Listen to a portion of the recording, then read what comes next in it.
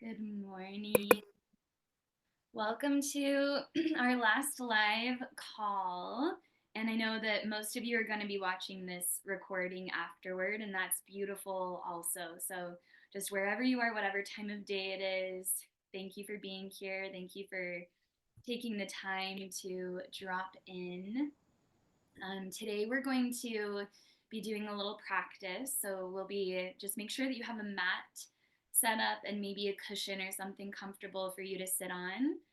I will be guiding us through a little vinyasa, like a short vinyasa flow and some spinal movements just to prepare the body. And then Brooke's going to be guiding us into one of our favorite breath practices. She and I both individually do this breath practice all the time, kind of whenever we feel like we need a reset. And so we are excited to be able to share that with all of you today.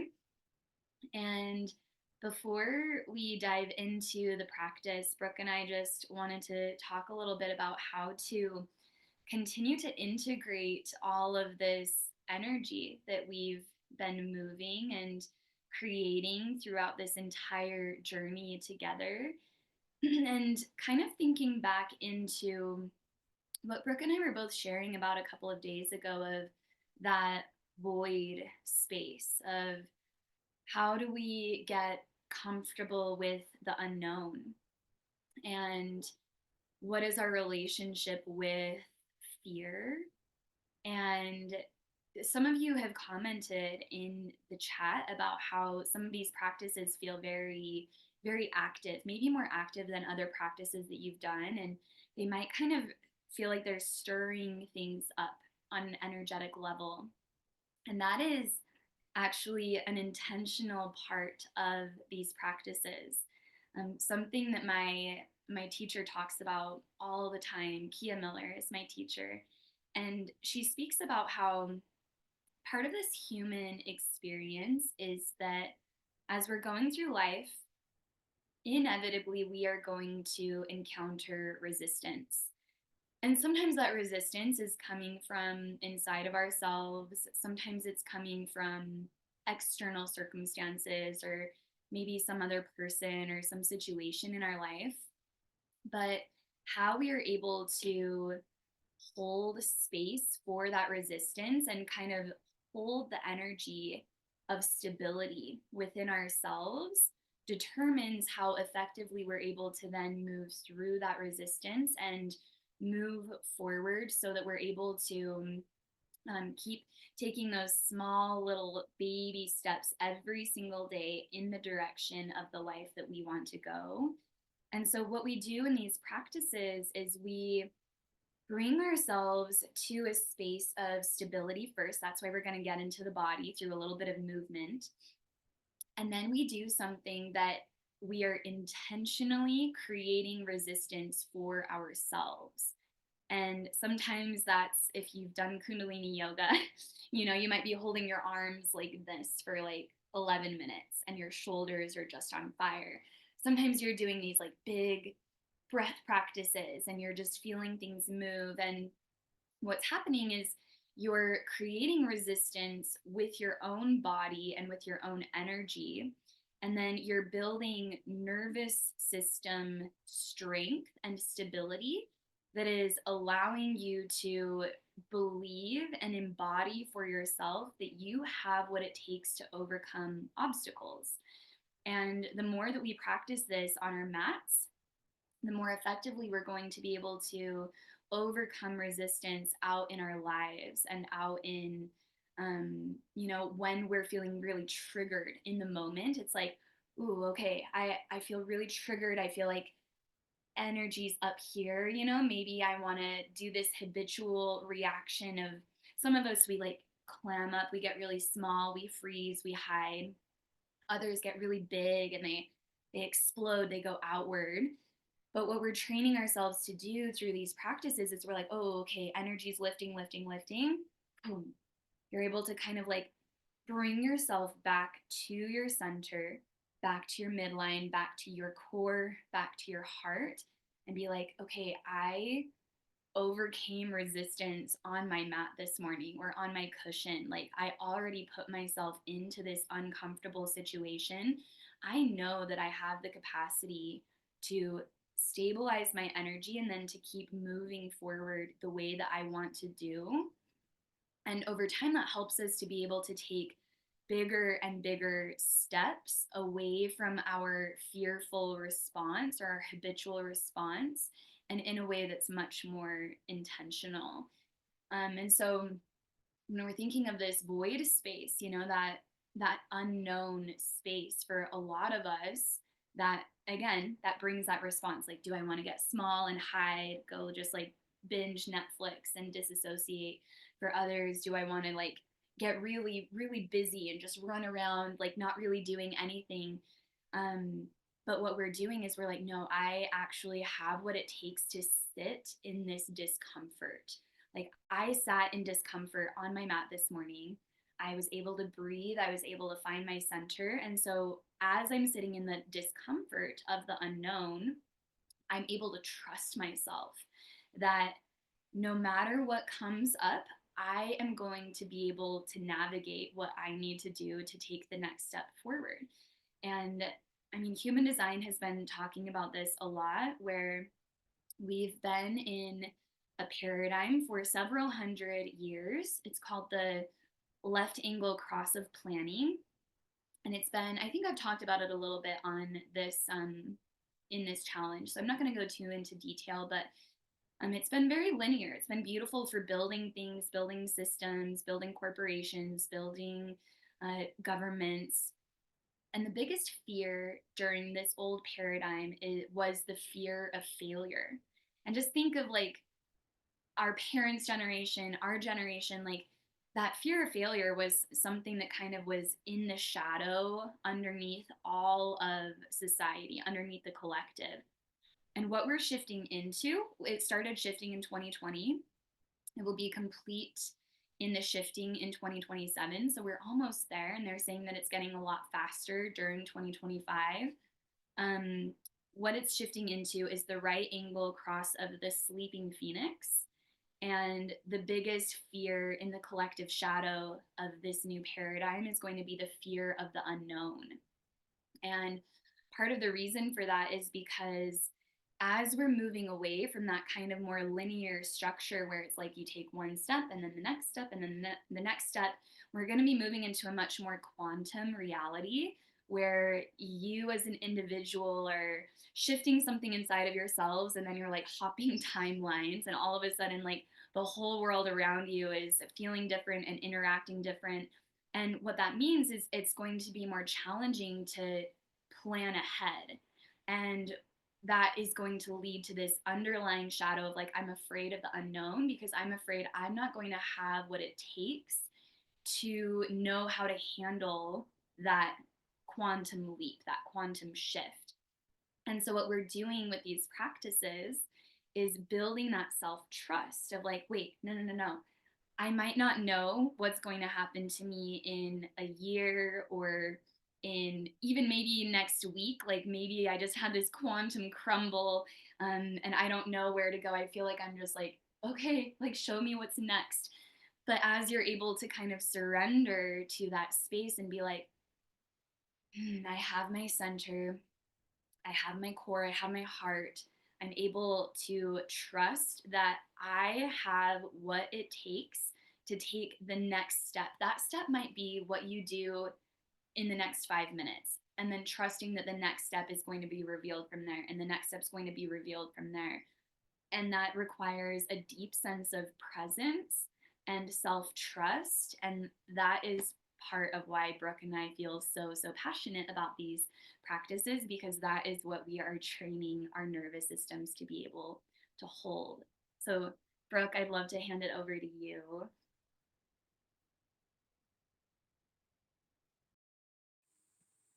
Yeah, so beautifully said, Steffi. Thank you so much. I was actually having a discussion with a friend I haven't caught up with in many, many months. We had a phone call a few days ago, and we were talking about this phenomenon that's happening right now where I feel so many of us are in a place of uncertainty. This is the nature of reality these days. It's the nature of our lives, our systems, politically, governments, also the way that we live. Many of us are now traveling more often or living abroad because of technology and AI as well. The way information is moving is so fast, so we can move much faster. And what that means is change also happens a lot faster. And again, this is why it requires us to really have this stability within our nervous systems. That's what this is all about. This is also what these practices are doing. It's stabilizing the nervous system, it's stabilizing the mind.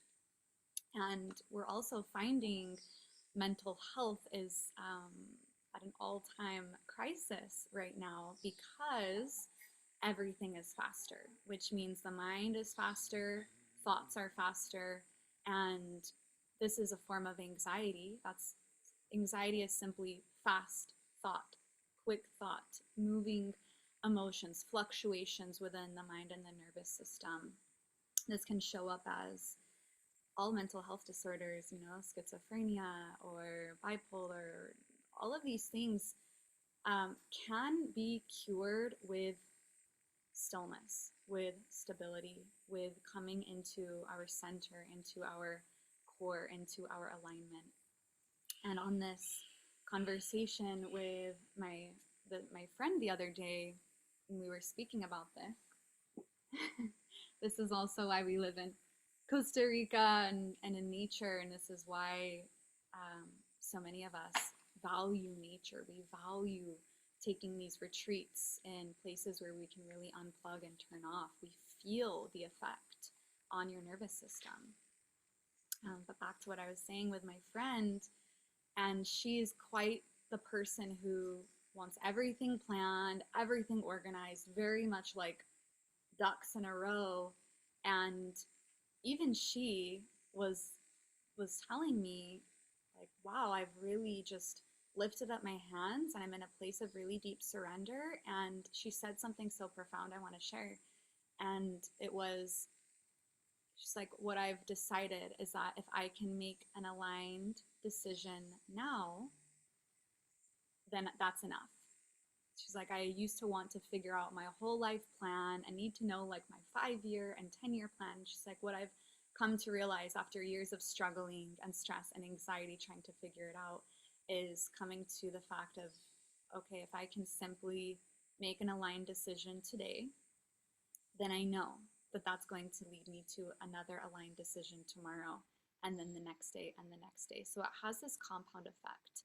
But as Steph was saying, it all starts now. And this is why presence is ultimately our superpower. When we can be present, you can hold everything. And you know this. I mean, think about an example in your life when you felt overwhelmed or you felt really triggered, maybe let's say you're in a fight, in a relationship, or something's stressing you and overwhelming you. When we're caught in the mind and in the thoughts of the future or the past and the bigness that it looks at the level of your mind, it feels too big to hold.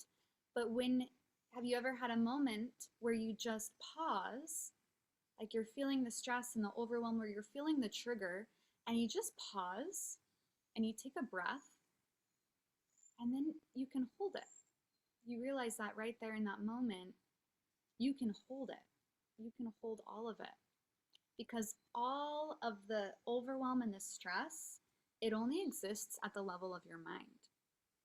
Because when you're here, when you're present, and you look around at what's available right here in your immediate environment, not something you're looking at on a screen, not something that is a thought based on either memory or anxiety, which is simply stress about the future. When you're here, everything is in perfect order. Everything is in alignment. Everything is a part of nature, Mother Nature, and Mother Nature is perfectly organized. And this is why when you're feeling overwhelmed or stressed or in that void space and you go out on a walk, you get into nature, everything comes back to neutral. If you can really tune in to what's around you, everything can come back to neutral and alignment. So, again, these practices are so, so powerful because they're training, yes, your body through the asana, yes, your mind through meditation, your breath, but more so what's happening is it's training your entire nervous system how to hold all of it. And so, as Steph was saying, resistance comes up. And it's not that you're overcoming the resistance, it's that you're actually just able to hold it. You're expanding your capacity for more. And what happens when we expand our capacity for more? If you can expand your capacity for more fear, you're also expanding your capacity for more love. When you expand your capacity for more doubt, you're also expanding your capacity for more bravery. So it's all of it. It's a full spectrum experience. And this is why, as you start to really become a more intentional being, dropping more into your presence every single day, you'll notice that your life starts to improve at all levels, in all ways. You'll become masterful in your relationships, in your work, in your dharma, your purpose. All of the pieces will start to line up because you are able to hold it. Your entire energetic field, your auric field, we could call it, your electromagnetic field, is bigger. It becomes magnetic. This is what it means to be a magnetic person. It's someone who is living fully, they're open because they trust and they can hold it. And they can hold it because they're present and because they have a strong spine, a strong posture, a strong nervous system. So, invitation to just reflect on, this is the reflection for today, reflect on what is my relationship to fear? What is my relationship to the unknown, to change? What is my relationship to growth? Because all of those pieces are actually the same. Fear equals change equals growth equals fear equals change equals growth. You can't have one without the other. So, what is your relationship to that? And the deeper invitation here is to ask yourself, how can I get in right relationship with fear? How can I get in right relationship with change? How can I get in right relationship with growth? And only you know the answer to that. But for all of us, I know something will be in common, that it probably looks like slowing down. It looks like doing whatever you need to do to get yourself into the creative channel, the expanding channel, like we spoke about in day one. Getting into a space where you're present, where you feel connected to your inner state. So for some of us, this could look like laying down, just breathing deep, going on a walk in nature. And these practices, they do work. They're so, so effective. This is why they've been used and worked with for thousands of years. It's the oldest technology that we have on the planet. All of this is coming from the Vedas, which is the oldest source of knowledge on this planet. And it's lasted that long for a reason. And the reason is because it works. It's effective. It was effective then, and it's effective now, and it will still be effective in 1,000 years. So this is your invitation. How can you get comfortable with your edges? How can I get in right relationship with the unknown? So anything else you want to add, Steffi? Or if anyone has anything, they want to drop in the comments, feel free to drop in the comments. Yeah.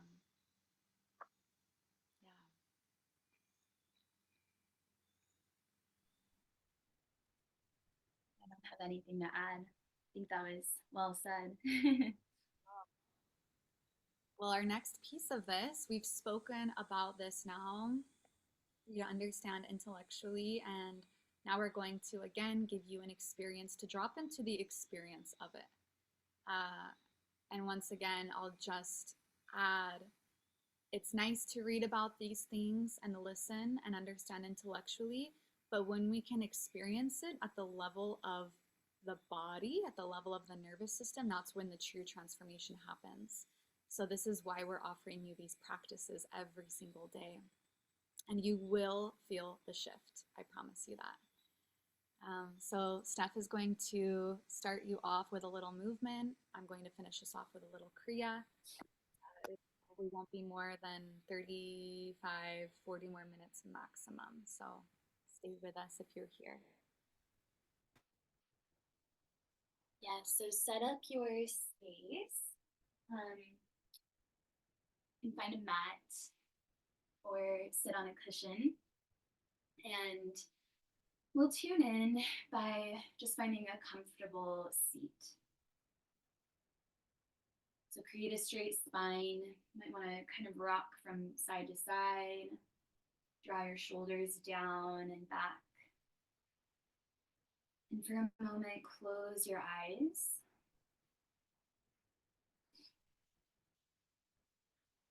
And allow yourself to arrive right here, right now. What is present?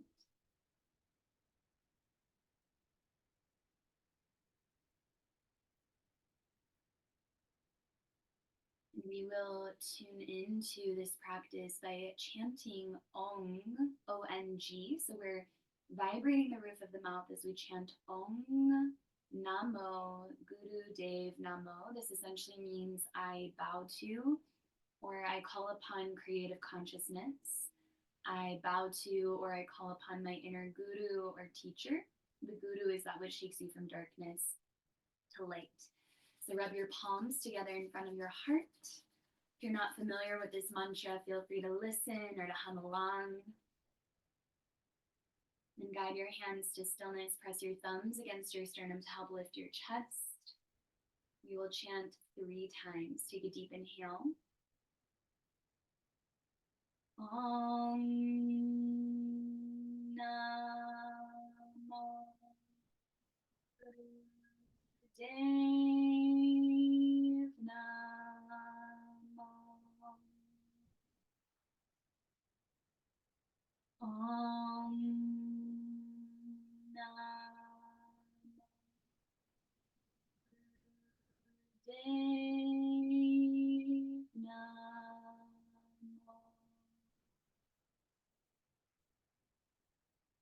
Om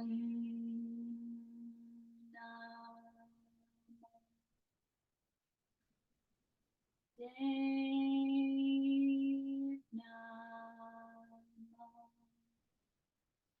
Take a deep inhale. Hold your breath. Lift the muscles of your pelvic floor.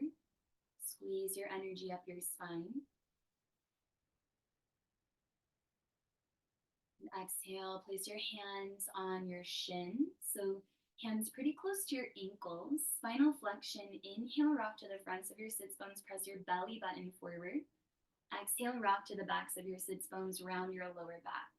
And you'll keep moving like this with your breath, inhaling forward, exhaling back.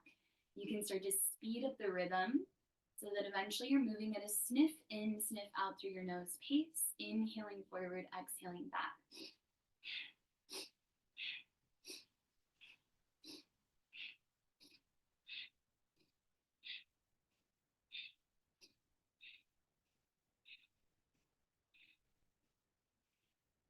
Really articulate the movement into your lower spine. So the movement is being initiated from your belly button and your sacrum.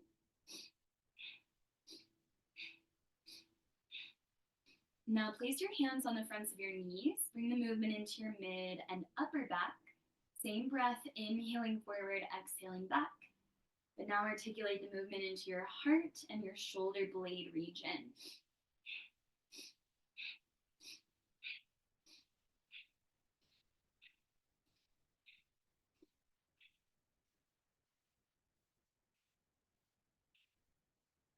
Inhale, pull your heart forward, hold your breath at the top. Lift the muscles of your pelvic floor like you're squeezing your energy up to the crown of your head. Take a full exhale. Imagine you have roots going down through your sits bones. Cactus your elbows. Connect your thumbs with your pointer fingers. Lift your elbows up to the height of your shoulders. Start a rapid twist with your breath. Inhale left, exhale right.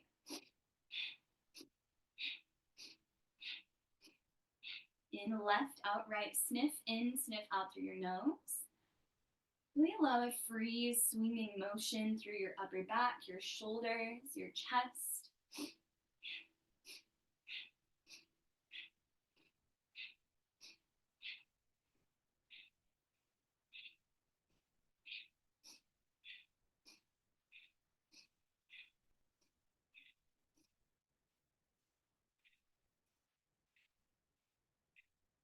Inhale, swing yourself back to center.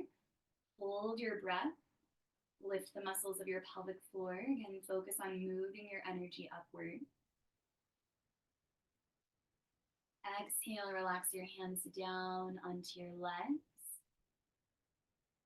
And begin your Ujjayi breath, your yogic breath with sound. Keep breathing in and out through your nose. And now tighten the muscles in the back of your throat so that as you breathe, it creates a very soft oceanic sound. You will maintain this breath as you continue to move your body. And come around to tabletop, hands and knees. So you could cross your ankles, you could swing your legs to one side, spread your fingers wide. Close your eyes and just move your spine organically. So you could do any movements that feel good. It could be simple cat-cow. Maybe you want to circle your hips or your shoulders or your neck. Listen to your breath.